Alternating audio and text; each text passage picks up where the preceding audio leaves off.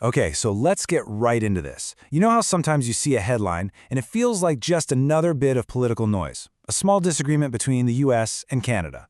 But what if that tiny headline was actually a warning sign, a tremor, signaling that something huge, a deep-seated part of American national security, was beginning to fall apart? Well, that's exactly what this is about, how one quiet decision revealed a massive weakness nobody was talking about.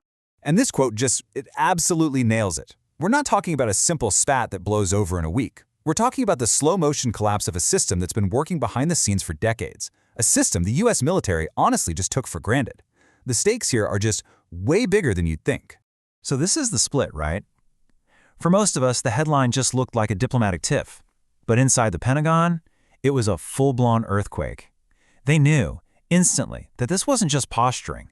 This was a real shift, and it was going to have very real consequences for America's ability to build its most advanced weapons. And that brings us to the first huge myth we really have to tear down. This idea that if you have a massive budget, you're automatically independent and untouchable. I mean, you see this number everywhere, right? Over $800 billion. The US spends more than the next, 10 countries combined?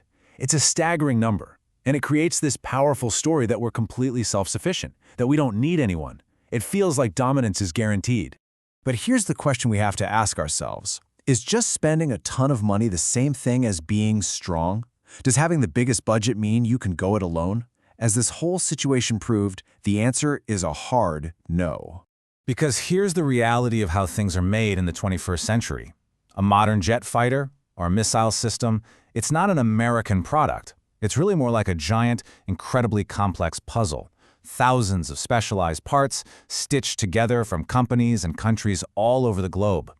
That global network is a huge strength, sure, but it's also a massive vulnerability. And it turns out one of the most crucial parts of that entire global network, a partner that the US really truly cannot just replace overnight, is sitting right on its border. Let's talk about Canada's secret role in all of this. Now, what's so fascinating here is that we're not talking about nuts and bolts. We are talking about the high-tech brains and guts of modern military gear. Things like the landing systems for jets, the guidance systems for missiles, super specialized sensors. These aren't off-the-shelf parts. They take years, sometimes decades, of working together, of building trust, of getting shared certifications. You can't just find a new supplier for this stuff on a whim. And that's the key takeaway right there. Canada isn't just another supplier in the chain. For a lot of this tech, it is the backbone of the entire North American defense industry. And when you're the backbone, well, you hold a lot more power than people think. This is where it all comes to a head. A huge political assumption, this bet that allies will always be there, no matter what, just slammed face first into cold, hard economic reality. You see, the logic kind of went like this. You can apply pressure, you can threaten tariffs, you can do whatever you want, basically, and your allies will just take it because of history and shared interests. The essential stuff will keep flowing. It was a political gamble that treated sovereign nations like they were just subcontractors, and well, Canada called that bet. And this is a brilliant way to put it. Canada's move. It wasn't about revenge. It wasn't an emotional thing. It was just a smart, rational calculation. They looked at the board, they understood their critical position in the supply chain, and they used that leverage to protect their own interests. It was pure political economic 101. So let's trace what happens next, because a decision like this never happens in a vacuum. The effects start to ripple out, moving from the Pentagon's budget spreadsheets all the way down to local communities. And the chain reaction is fast and it is painful. First, you get instant anxiety at the Pentagon. Then, over a few months, you start seeing program delays and costs ballooning.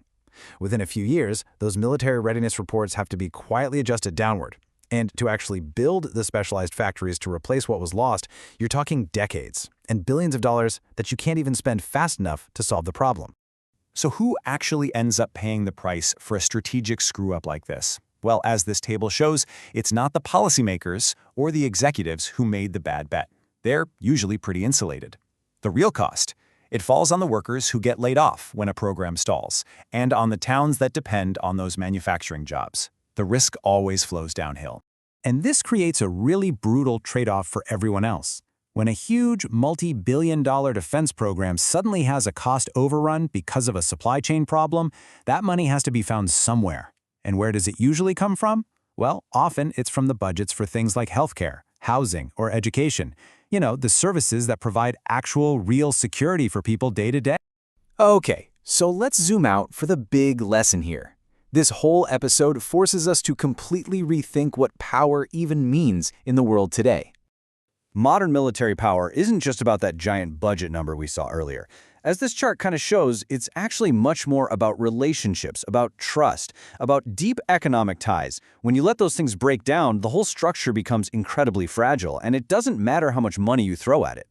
The spending is really just the tip of the iceberg. And here it is. This is the single most important takeaway. If you really want to know what's going on, who has power and who doesn't, stop watching the press conferences. Start looking at shipping manifests and production networks. Real power is buried deep inside the systems of how things get made. This also uncovers a pretty serious failure of democratic accountability, doesn't it? The public was sold this story of total strength, total independence. But was there ever a real public debate where someone asked, hey, are we all cool with the fact that essential parts of our national security depend on decisions made in other capital cities? Because at the end of the day, the lesson is simple. Any power that's built on denying reality, on ignoring the physical, economic facts of how the world works, is temporary. It's fragile. You can't just wish away your dependence on a supply chain. Eventually, reality sends you the bill. And that leaves us with one final, kind of unsettling question to think about. If something we're always told is as solid as a rock, America's military strength, is actually built on these fragile foundations of trust and cooperation, what else in our lives have we been told is secure? What other systems are resting on foundations that are just as fragile?